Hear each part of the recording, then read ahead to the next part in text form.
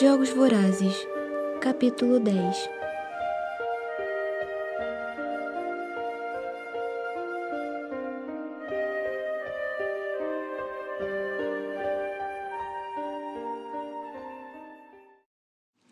Por um momento, as câmeras focalizam o olhar abatido de Pita, enquanto suas palavras são absorvidas. Então, consigo ver meu rosto, a boca quase aberta, numa mistura de surpresa e protesto, aumentado em todas as telas, enquanto me dou conta do que está acontecendo. Ele está falando de mim. Pressiono os lábios e miro o chão, na esperança de esconder as emoções que começam a se agitar dentro de mim. Ah, isso sim é falta de sorte, Diz César, e há realmente uma pontinha de dor em sua voz. A multidão está murmurando em concordância. Algumas pessoas já deram até os gritos de agonia. Não é uma coisa legal. Concorda Pita. Bem, acho que todos aqui entendem sua situação. Seria difícil não se apaixonar por aquela jovem. Diz César. Ela não sabia? Pita balança a cabeça.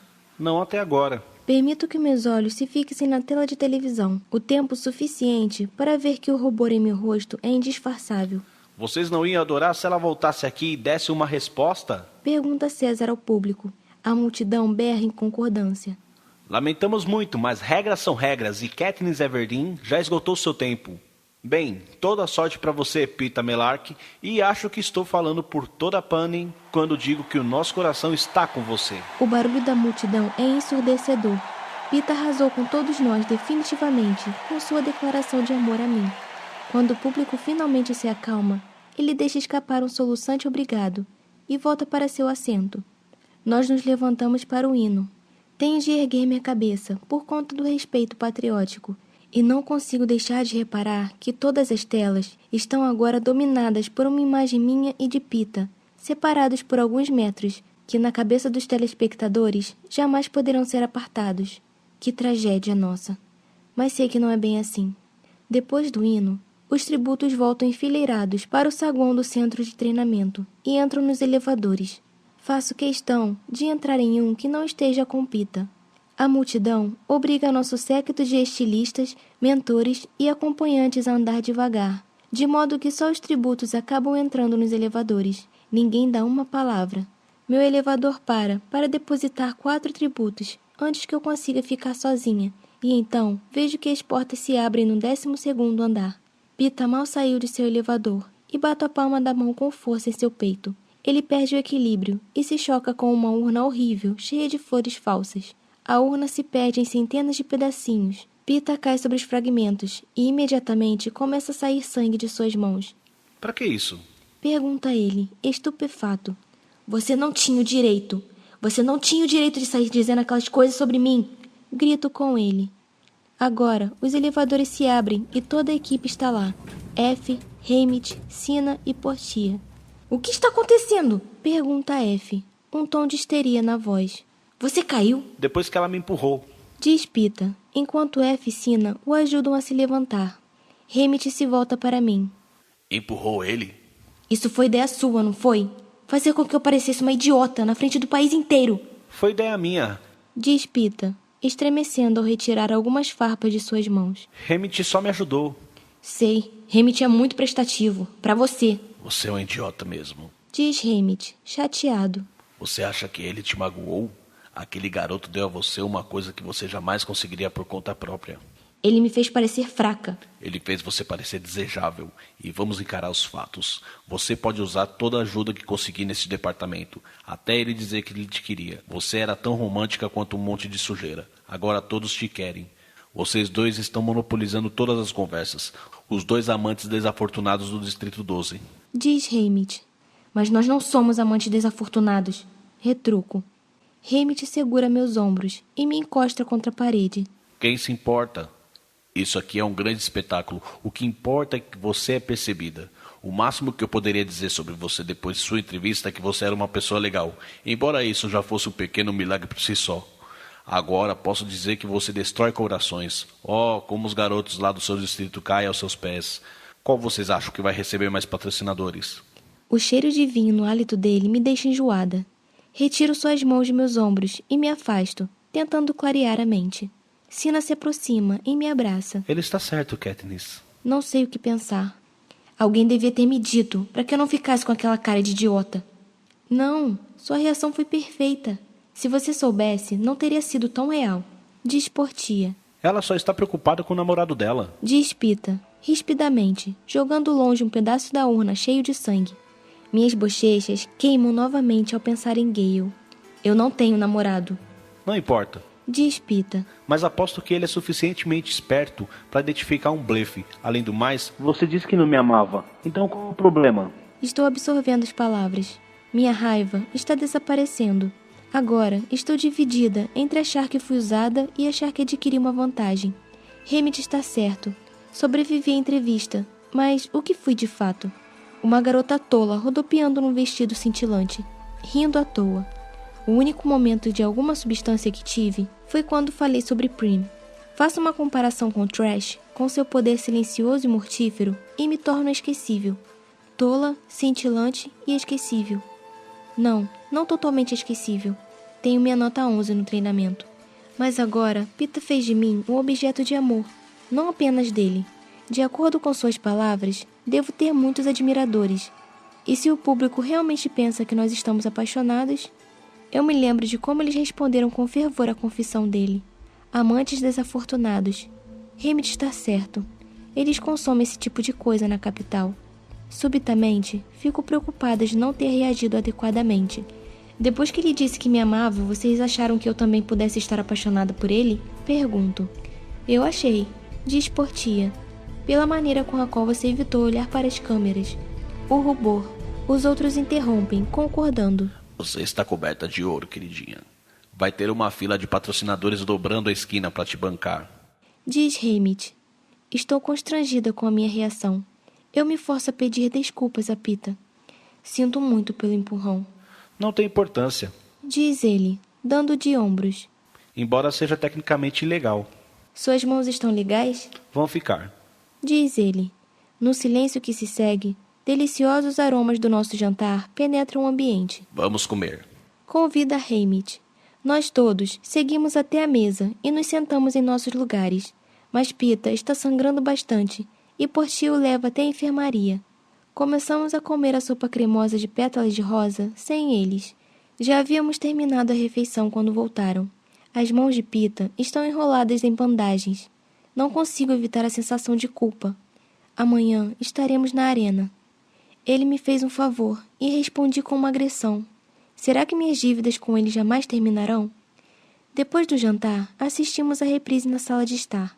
Pareço frívola e vazia, girando e rodopiando em meu vestido, embora os outros me assegurem que estou encantadora. Pita está verdadeiramente charmoso e parece um campeão no papel do garoto apaixonado. E lá estou eu, ruborizada e confusa, tornada bela pelas mãos de Sina, desejável pela confissão de Pita, trágica pelas circunstâncias e, para todos os efeitos, inesquecível. Quando o hino termina e a tela fica escura, o silêncio toma conta da sala. Amanhã, bem cedo, seremos despertados e preparados para a arena. Os jogos verdadeiros só começam às 10 horas, porque muitos residentes da capital acordam tarde. Mas Pita e eu devemos acordar cedo. Não há como dizer quanto tempo levaremos até a arena, que foi preparada para os jogos desse ano. Sei que Hammett e F não irão conosco. Assim que saírem daqui, irão para o quartel-general dos jogos, começar, espero eu, uma convocação ensandecida de patrocinadores para nós dois, e também montar uma estratégia sobre como e quando entregar nossas dádivas. Sina e Portia viajarão conosco até o ponto de onde nós seremos transportados para a arena. Mas, ainda assim, as últimas despedidas terão de ser feitas aqui. F segura nossas mãos, com lágrimas sinceras nos olhos. Nos deseja boa sorte. Agradece por sermos os melhores tributos que ela jamais teve o privilégio de patrocinar. E então, por ser F e porque aparentemente é obrigada pela lei a dizer algo desagradável, ela acrescenta: eu não ficaria nem um pouco surpresa se fosse promovida a um distrito decente ano que vem. Depois disso, ela nos beija no rosto e sai às pressas, atarantada com a despedida emocional ou com a possível melhoria de sua sorte. Hammett cruza os braços e olha para nós dois. Algum último conselho? Pergunta a Pita. Quando um gongo soar, deem-o fora de lá. Nenhum dos dois está preparado para o banho de sangue na cornucópia. Simplesmente sumam de lá. Distanciem-se o máximo que puderem um do outro e dos outros tributos e achem uma fonte de água. Entenderam? E depois disso? Pergunto. Fiquem vivos. Diz Haymitch. É o mesmo conselho que ele nos deu no trem, mas ele não está bêbado e rindo dessa vez. E apenas balançamos nossas cabeças, concordando. O que mais há para ser dito?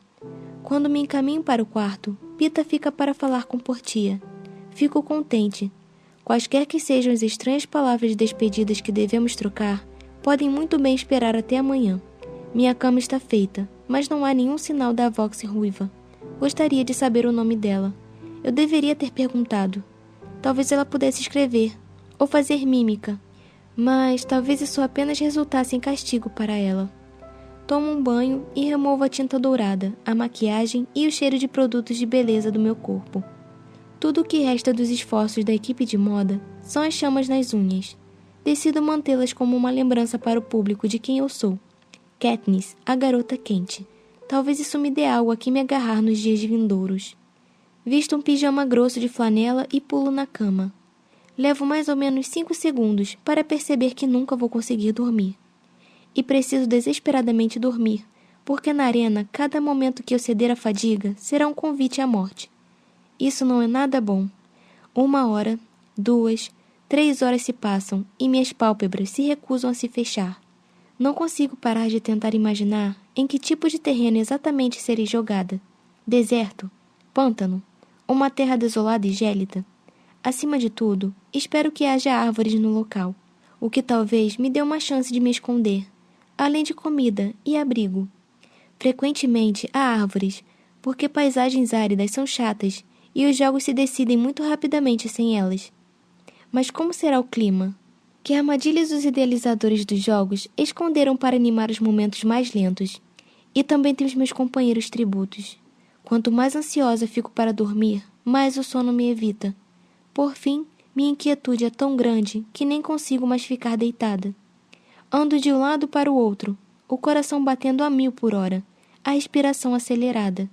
Meu quarto parece uma cela de prisão. Se eu não puder respirar um pouco de ar fresco, vou começar a jogar tudo de novo nas paredes. Corro pelo corredor, até a porta no telhado. Não só ela está destrancada, como também está escancarada. Talvez alguém tenha esquecido de fechá-la. Mas pouco importa. O campo de força que cerca o telhado impede qualquer forma desesperada de fuga. E eu não quero fugir.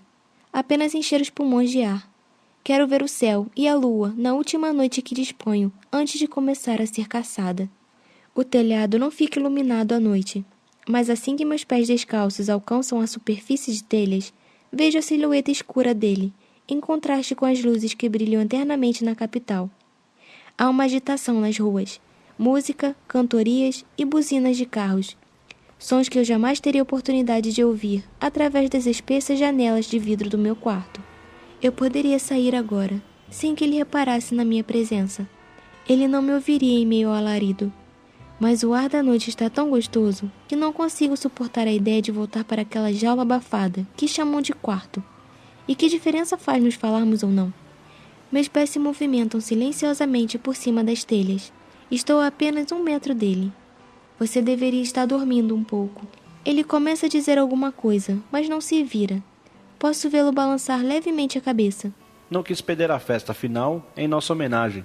Eu me aproximo dele e me inclino sobre o parapeito. As ruas largas estão cheias de pessoas dançando. Aperto os olhos para distinguir melhor os detalhes das figuras pequeninas. Eles estão fantasiados? Quem poderia dizer? Responde Pita. Com essas roupas loucas que eles usam aqui, também não conseguiu dormir? Não consegui desligar a mente. Pensando na família?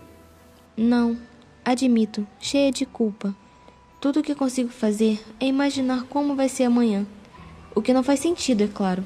Com a luz que vem de baixo, consigo ver o rosto dele e a maneira esquisita com a qual segura suas mãos enfaixadas. Sinto muito mesmo pelas suas mãos. Não tem problema, Katniss. Nunca tive ilusão de disputar nada nesses jogos mesmo. Você não deveria pensar dessa forma. Por que não? É verdade. O máximo que eu posso sonhar é não macular minha honra e... Ele hesita. E o quê? Não sei bem como dizer isso. É que quero morrer como eu mesmo. Isso faz algum sentido? Pergunta ele. Balanço a cabeça. Como ele poderia morrer, a não ser como ele mesmo? Não quero que eles mudem meu jeito de ser na arena. Não quero ser transformado em algum tipo de monstro que sei que não sou. Mordo o lábio, sentindo-me inferior. Enquanto eu estava ruminando acerca da possibilidade de árvores, Pita estava lutando para saber como faria para manter a identidade. Seu eu puro. Você está querendo dizer que não vai matar ninguém? Não, quando surgir a oportunidade, tenho certeza que vou matar como qualquer outro tributo. Não posso cair sem lutar. Só fico desejando que haja alguma maneira de mostrar à capital que eles não mandam em mim, que sou mais do que somente uma peça nos jogos deles. Mas você não é. Nenhum de nós é. É assim que os jogos funcionam. Tudo bem, mas mesmo dentro dessa estrutura, ainda existo eu. Ainda existe você, dá pra entender? Um pouco. Só que não quero ofender, mas quem se importa com isso, Pita? Eu me importo. O que quero dizer é o seguinte: com o que mais tenho o direito de me importar nesse estágio? Pergunta, com raiva. Ele fixou os olhos azuis nos meus, demandando uma resposta. Dou um passo para trás. Você pode se importar com o que Remy te disse. Sobre a gente se manter vivo. Pita sorri para mim, triste e zombeteiro. Tudo bem, valeu pela dica, docinho. É como se fosse um tapa na cara ele usar a expressão condescendente de Hammett. Olha aqui, se você quer passar as últimas horas de sua vida planejando uma morte nobre na arena, a escolha é sua. Eu quero passar as minhas no Distrito 12. Eu não ficaria surpreso se você conseguisse. Mande lembranças à minha mãe quando voltar, certo? Pode contar com isso. Respondo. Então me viro e saio do telhado. Passo o resto da noite adormecendo e acordando, imaginando as colocações curtas e grossas que faria Pita Melark na manhã seguinte. Pita Melark. Veremos quanta altivez e poder ele possui quando estiver cara a cara com a morte. Ele provavelmente se tornará um desses tributos enfurecidos, do tipo que tenta comer o coração de alguém que acabou de matar. Havia um garoto assim alguns anos atrás. Ele era do Distrito 6 e se chamava Titus. Ficou completamente selvagem, e os idealizadores dos jogos tiveram de atordoá-lo com armas elétricas para recolher os corpos dos jogadores que havia matado antes que ele pudesse comê-los. Não há regras na arena, mas canibalismo não cai bem junto ao público da capital, de modo que a prática precisou ser barrada. Houve alguma especulação a respeito do fato de que a avalanche que finalmente matou Titus teria sido especialmente arquitetada para garantir que o vencedor não fosse um lunático. Não vejo Pita de manhã. Sina aparece antes do sol amanhecer, me entrega uma simples muda de roupa e me conduz até o telhado. Os últimos preparativos, incluindo a arrumação da minha roupa, serão feitos nas catacumbas que ficam abaixo da própria arena. Um aerodeslizador aparece do nada, assim como aquele da floresta no dia em que vi a garota Vox sendo capturada, e uma escada desliza para baixo. Coloco minhas mãos e pés nos degraus mais baixos, e instantaneamente parece que fui congelada. Algum tipo de corrente me mantém grudada à escada, enquanto sou erguida em segurança para dentro do veículo. Fico na expectativa de me soltar da escada, mas ainda estou grudada quando uma mulher com um casaco branco se aproxima carregando uma seringa. Isso aqui é seu rastreador, Katniss. Se você ficar bem imóvel, eu o injetarei de forma rápida e eficiente, diz ela. Imóvel? Eu sou uma estátua. Mas isso não me impede de sentir uma picada dolorosa quando a agulha insere o dispositivo metálico em meu antebraço. Agora, os idealizadores dos jogos sempre poderão rastrear minha posição na arena. Eles não ficariam felizes em perder algum tributo, não é mesmo? Assim que o rastreador está no lugar, a escada me libera. A mulher desaparece e Sina é resgatado no telhado. Um garoto Vox surge e nos dirige a uma sala onde o café da manhã está sendo servido. Apesar da tensão no estômago, como o máximo que consigo, embora nenhum item da deleitável refeição me impressione muito. Estou tão nervosa que comeria até poeira de carvão. A única coisa que me distrai é a vista da janela, enquanto voamos por cima da cidade em direção à natureza selvagem. Essa é a visão dos pássaros, só que eles estão livres e seguros, exatamente o oposto de mim. A viagem dura mais ou menos meia hora. Então, as janelas escurecem, indicando que estamos nos aproximando da arena. O aerodeslizador aterrissa, e Sina e eu voltamos para a escada. Só que dessa vez, ela nos conduz a um tubo subterrâneo, que nos leva às catacumbas que ficam abaixo da arena. Seguimos instruções até meu destino, uma câmara onde serão feitos meus últimos preparativos. Na capital, eles chamam o lugar de sala de lançamento. Nos distritos, se referem a ela como curral, o local onde os animais são mantidos antes de serem abatidos. Tudo é novíssimo em folha. Seria o primeiro tributo a usar essa sala de lançamento. As arenas são sítios históricos, preservados após os jogos. Destinos populares para os visitantes da capital em férias. Passar um mês, rever os jogos, passear pelas catacumbas, visitar os locais onde as mortes ocorreram. Você pode até participar das remontagens. Dizem que a comida é excelente. Luto para manter o café da manhã no estômago, enquanto tomo banho e escovo os dentes. Sina faz meu cabelo com minha marca registrada, a trança única, caindo sobre as costas. Então chegam as roupas, a mesma para todos os tributos. Sina não deu opinião sobre o meu traje, não sabe nem o que encontrará no pacote, mas me ajuda a vestir a roupa de baixo. As calças marrons de feitio simples, a blusa verde, o cinto marrom robusto e a jaqueta preta com capuz que chega até minhas coxas. O material da jaqueta é projetado para refletir o calor do corpo. Pode esperar noites frescas. Diz ele. As botas, que visto sobre meias apertadas, são melhores do que eu poderia imaginar. Couro macio, não muito diferente das que tenho em casa.